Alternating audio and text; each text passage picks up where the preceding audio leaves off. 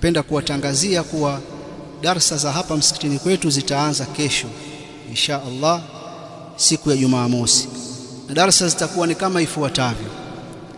Baada ya salatul asr kutakuwa kuna darasa ya tafsiri ya Qur'an, na mwaka uliopita tuliishia suratu Hud.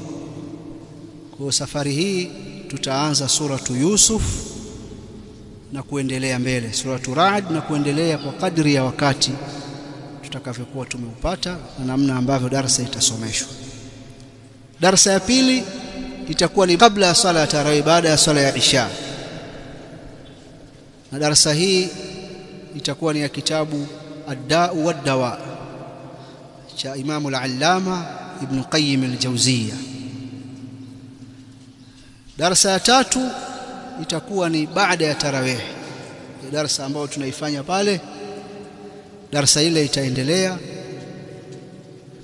na katika fiqhi kitabu kitakachofundishwa ni Fathul Mu'in, kitabu cha Kiumeni, Fathul Mu'in. Kwa wale ambao wataka kujiunga na darasa ile na kitabu hiki hawana, wafanye maandalizi. Darasa zote hizi zitafundishwa na Sheikh wetu Abul Fadhl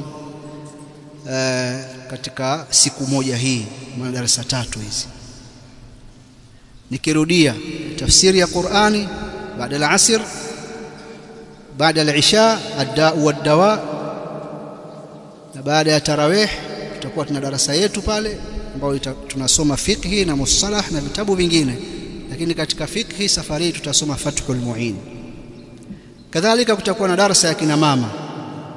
Darasa ya kina mama itakuwa ni siku mbili, na kama wakihitaji au kukiwa kuna hitajio la zaidi ya kuongeza zaidi ya siku mbili, watalijadili wao na Sheikh.